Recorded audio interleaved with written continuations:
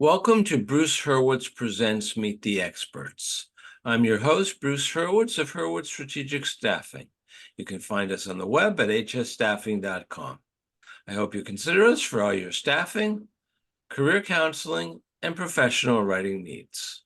Momentarily, I will be joined by Dee Nott. We will be discussing building a strong marketing foundation.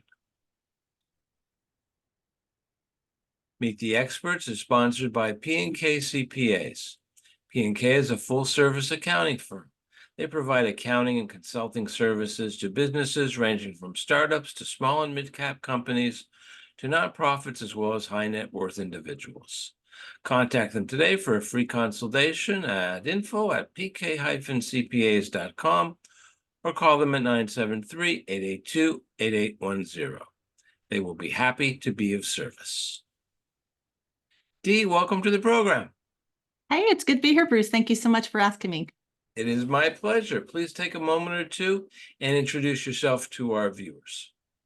Well, Dee Nott, and I am it's funny, I never quite know how to introduce myself. I don't want to say I'm a marketer because that's kind of like a little broad. So I guess I would just say I'm a brand builder and using a strategic focus of building a brand that kind of resonates and quickly resonates with a company's audience, as opposed to just the tactical side of marketing. Since you mentioned marketing, what is bad marketing? Well, bad marketing to me is that buckshot approach of just focusing on tactical things. And it's easy to do just because of the nature of the internet and all of the things that are available right now. To me, bad marketing is something you do without having a strategic plan in place to do it intentionally. So to me, that's a waste of time and money. And unfortunately, a lot of businesses spend a lot of good money on bad marketing. So good marketing, by definition, would be when it's strategic in nature. It's planned, it's intentional, it's strategic, yes. I use a service called Zoho. Every day, 5 posts, tweets, updates, whatever you want to call them. And every so often I say, maybe I should take some of them down. And then sure enough, all of a sudden they started to get quote unquote liked. Mm-hmm. But a good year ago, I thought maybe I was overdoing it and people would be tired of seeing these posts, for lack of a better word. So I stopped for a month. And 80% of the traffic to my website disappeared. Now, I've always been a proponent of A/B testing, which in a way that was. What's your view on the best way to test if your marketing is working, other than the obvious that you're getting paid clients? Yeah, it's a good question because to me, I don't want to use the answer, it's complicated, because I think that when things are work synergistically together and showing up on multiple platforms is obviously the best way for different people to see your messages. And it's really, I don't know. So for me, to know that my calendar is filling up, my clients' calendars are filling up and they're getting customers, to me, it doesn't necessarily matter where that comes from, because it's kind of like you everywhere now. If we're doing all of that and nothing happens, then you don't have a good message out there. So for me, I don't stress about where exactly did it come from, because I know all of these things work together synergistically. I don't know if that's a good answer or not. Yeah, sure. And I've asked people, how did you hear about me? On the internet. Where on the internet? I don't remember. So because you could ask somebody that. It's like, oh yeah, I think I saw your television commercial. It's like, okay, I don't have a television commercial. Yeah. But they believe they did. Uh-huh. And I'm not sure if I'm going to get this number right, but there is there's a statistic out there about showing up on like 7, maybe like I wish I could remember how the Oh, that's exact number. funny. I will now ask. 711-4, I know, is like the number I'm trying to come up with. Is like, you know, so if they see you on 7 different platforms, 14 different messages or times, you know, but it's almost like you're famous now because they've seen you on these platforms. I was about to ask you, and I will still ask you. 20 years ago, probably, I read that if you want your advertisement to be seen, it has to be, or an advertisement is not seen unless it's seen 5 times. It takes 5 times to be noticed. Then the number became 7, and then it became 11. So Well, I have it. I have it.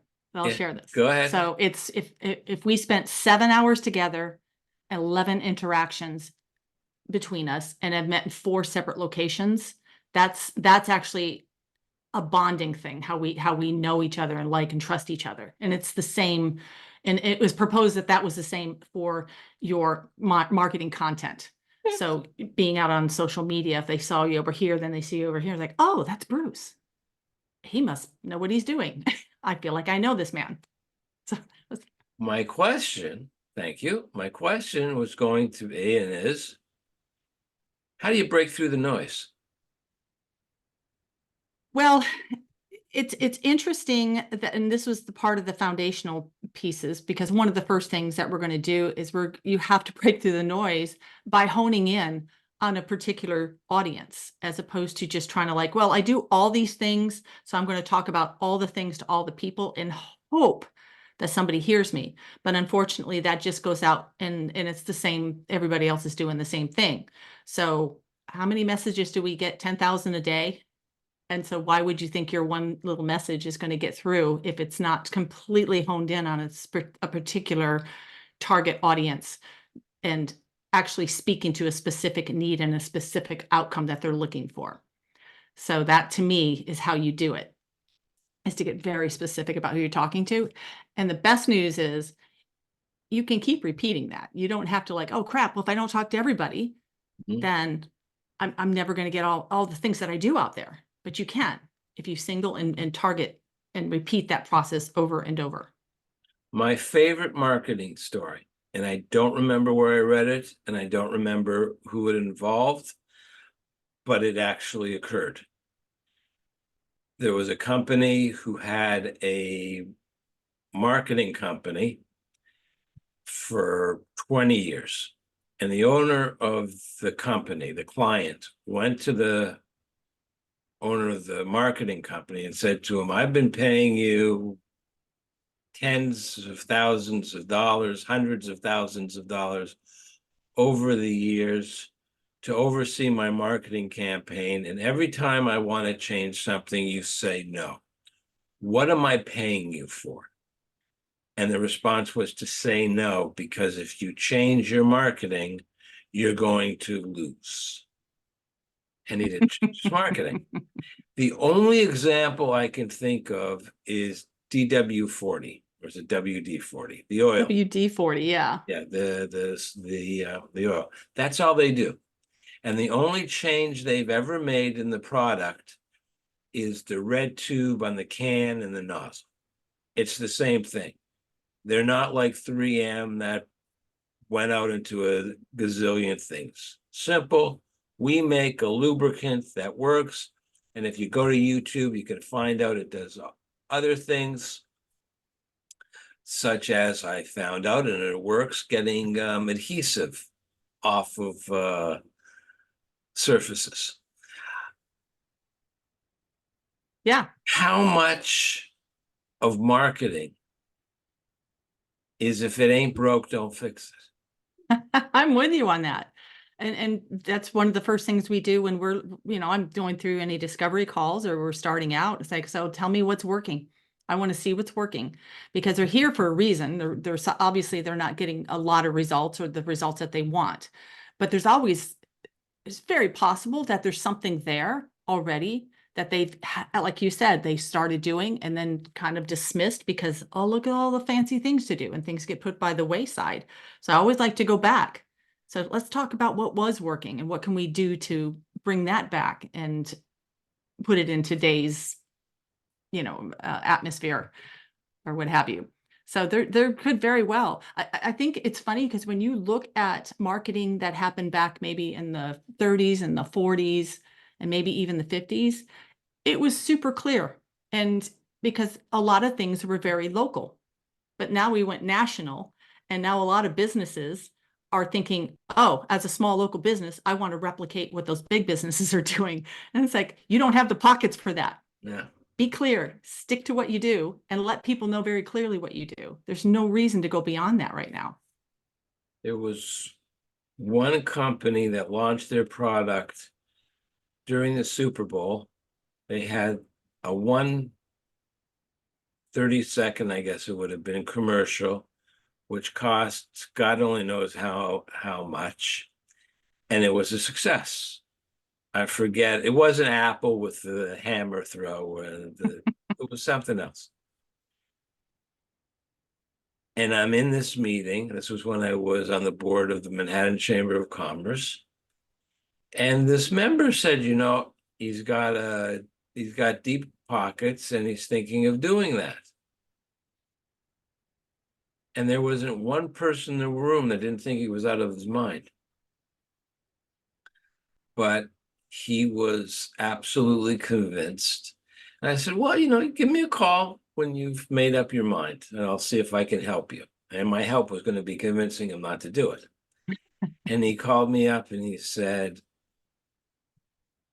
it's the only time that every one of his advisors agreed, and they all agreed they shouldn't do it. Now, I had a friend who became a client, and he wanted to advertise on social media, specifically LinkedIn, which is my main social media outlet. Mm-hmm. And I've been very successful. And I've been on LinkedIn for however long LinkedIn has been around, let's say 15 years for sake of argument, not important. I've got, 32,000 followers. He had 1,000 followers. And so I said, okay, this is what we're going to do. First thing I'm going to do is get you more connections who will become followers. I'll set up for you a newsletter, and we will publish an article a week. And he's a good writer, so he was going to write them, and he did that. And we'll put in an ad, for lack of a better word, which is just an update, a notice of the service he provides. So we started on a Friday, and on Tuesday, he said he didn't want to continue any longer. And I asked him why. Now, the gentleman was at the time either 80 or about to become 80. And he said to me, I'm not mad at you. We're still friends. That's good to But know. in my day, you'd put an ad in the paper on Sunday, and on Monday, the phone would be ringing off the hook. And I told him that doesn't happen anymore. And he just could not accept the change. He wanted instant gratification. Mm-hmm. So there are different generations out there. What is your approach to dealing with unrealistic expectations of new clients? Well, I think I've been After very you've fortunate. explained it to them, because I told him it was not going to happen overnight. Right. And I think that, like you said, you're doing a lot. You do a lot of work up front when you're talking to clients. And I do have, I don't want to call it the crazy eye test that I put people through, because I do need to work with people that are realistic and don't have those. If they have unrealistic expectations about what it is I'm going to do for them, I can't work with them. And I won't, because they'll set myself up for failure, set themselves up for failure. And it's just something I won't do. And so I try to be very strategic and talk about, like I talked about the foundation of the marketing, and understanding that what I'm doing for them is setting up this foundation and the plan, so that when people do come to them and say, hey, you should do a Facebook ad, Is it in the plan? Yes or no? And that way they can clearly understand whether or not something's going to work or not, because, and that plan can be flexible, don't get me wrong, but it just gives them that foundation that they can look at that and say, yeah, it has nothing to do with what we have going on here or the plan that we put into place. And that just helps people measure that before they get to the point where people are going to be able to come at them and say, you should try this, because what you had proposed to him, it's going to work for him. But because he didn't trust it, he didn't have a plan in front of him that, was, or he had his old plan. It is open. I actually had a client that I remember when he was first starting his business. It was called Twisted Tuna Charters in Hatteras Island. And he was going around the marina talking to all the people that worked there. And of course, the old guy that was talking to him, well, here's the first thing you got to do. You got to change the name of your business. It needs to start with a letter A. So it'll come up as first in the phone book. And that was just when phone books are really starting to phase out. We all knew that was where it was heading. So that was funny to me that there's still people that were very mired in that. I had someone contact me a couple years ago, could have been more than 2 years ago. It was during the pandemic. Said, I've been thinking of what I should be doing. And I know everybody's on the internet. What would you suggest for marketing that's not on the internet? And I said, there's only one thing I know. He goes, I know what you're going to say. I said, okay, what am I going to say? He goes, an ad in the yellow pages. And I had to stop for a minute. I said, do the yellow pages even exist anymore? All right. I said, no, what I was going to say was a postcard. Everybody looks at a postcard. If you're interested, you're not, everybody looks at the postcard. I was going to say mailman, but now I'm going to get in trouble. But the mailman looks at at postcards. Everybody looks at postcards.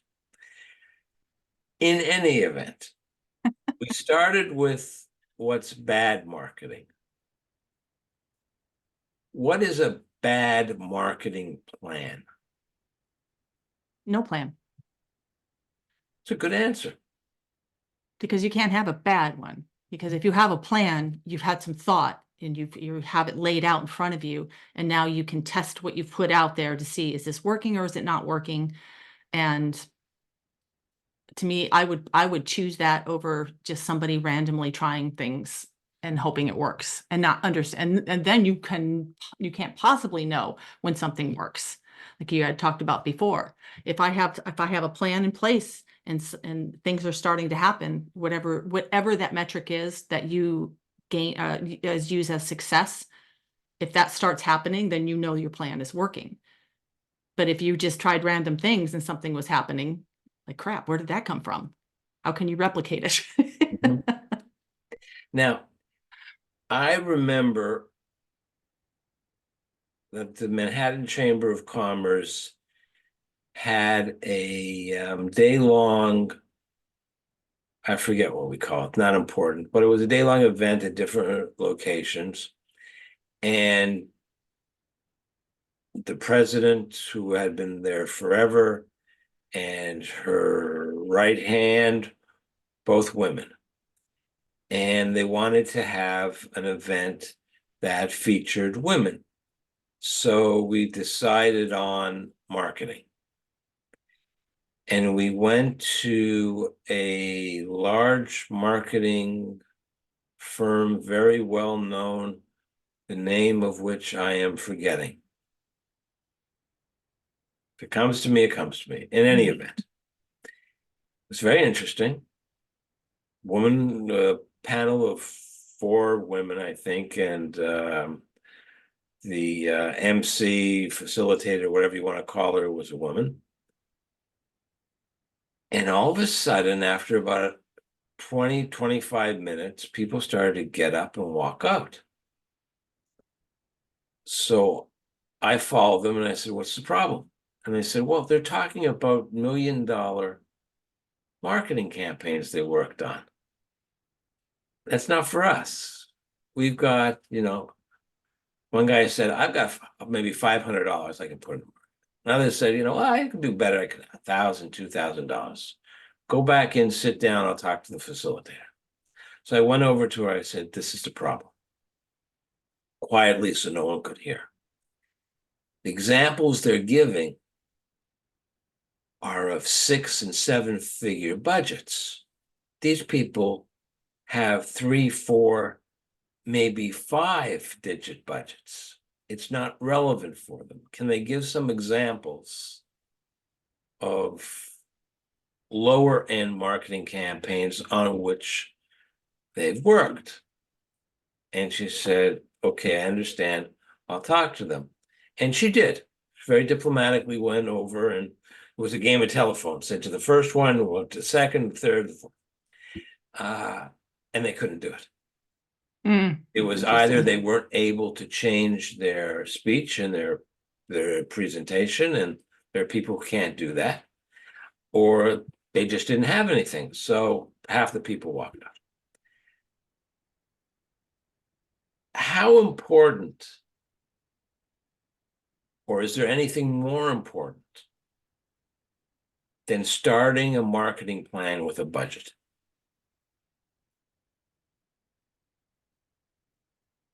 I have a couple of ideas about that, because obviously, if you don't have the money, you don't have the money. But to me, building the right marketing system means, like, if I'm going to put $1 in and get $10 back, I'm going to put as many $1 bills as I can put in there. So I would, and on that vein, like talking about a small business or a business that doesn't have a budget, they're going to have to DIY some stuff. They're not going to be able to afford to hire a marketing agency for sure. Even my services, putting together this strategic, I have a 90-day ready, aim, fire program that I have to build this out for a business. Then at the low end, that's a $4,000 product. I highly recommend any business to get the book, whether or not you're going to spend the money or not. There is a book by Alan Dibb called The One-Page Marketing Plan. It is the most phenomenal book ever written. Over there. Yeah. And because he's not the one that came up with these concepts, but he definitely aggregated everything together and just wrote the most brilliant book about this that any business can pick up. And regardless of whether or not they want to implement it themselves, that is the blueprint that they should be following, so that they know who to hire to do the things that they need to do to successfully grow their business. And then that way, so even if they're on the lower end of a budget, they're going to be able to put some things in place that are going to be very smart and deliberate, and get a lot of bang for their buck. So, like I said, if I do measure my things, like, yeah, if this is working, and I'm going to put as much money into it because I'm getting results. So if you're putting money into and not getting results, then that's a problem. That's a problem. It reminds me of an issue that I found to be fascinating. There were, almost every day, but every week, every month, there was a new management book that came out, and this was the latest, greatest thing. And business owners would tell their staff, you got to read this book. We're going to follow this. And then the next month, it was something else. And that just killed anything, because Yes. no point in reading it, because next month there's going to be a new must-have. Yep. What are the basic fundamentals that aren't going to change of marketing? Oh, this to me, this is why I start with the foundational stuff, right? It's knowing who your audience is, and really understanding what the problems of your audience is. What are the outcomes they're looking for? That's not going to change. I mean, people change, your audience might change. So keeping up with that and understanding who they are, because they could change. Like, I'm thinking about that WD-40, if the audience doesn't really change that much for that company, because it's the problems are all the same. I got gum stuck in my rug. I need to get that out. I have gook. I need to unscrew a bolt. Those are common problems, and those are fundamental things that stay the same. But there are other businesses, and I always think of politicians when I think of this, is that what was applicable and important to people 5 years ago is completely different now.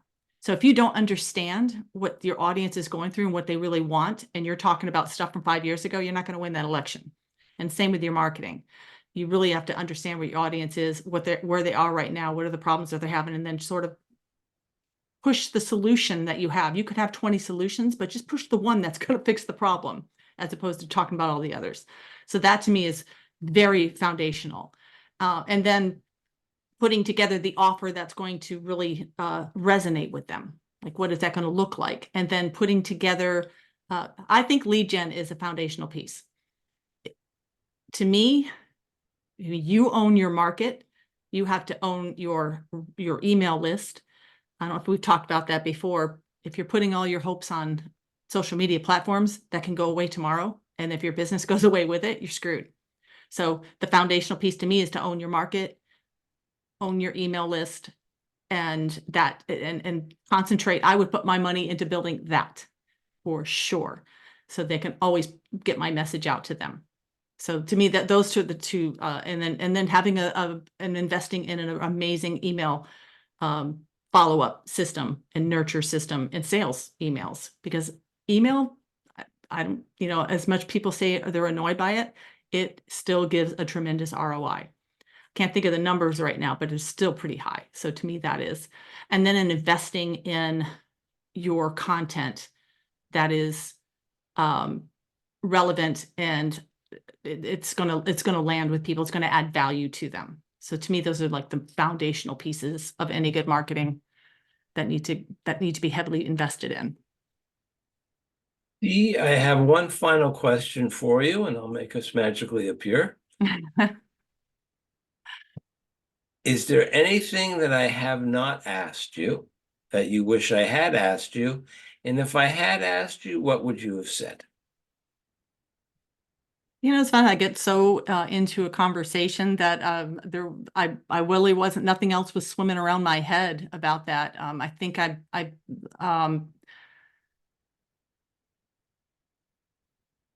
no, I really don't think there is. I think you did a really good job. There were some great questions in there. Thank you. But I would just say that one of the biggest problems that people have, and what gets them so frustrated with marketing, especially like you said, you're looking at all the things, is that focus, leaving all those squirrels behind and really just setting your sights on how to grow your business the right way.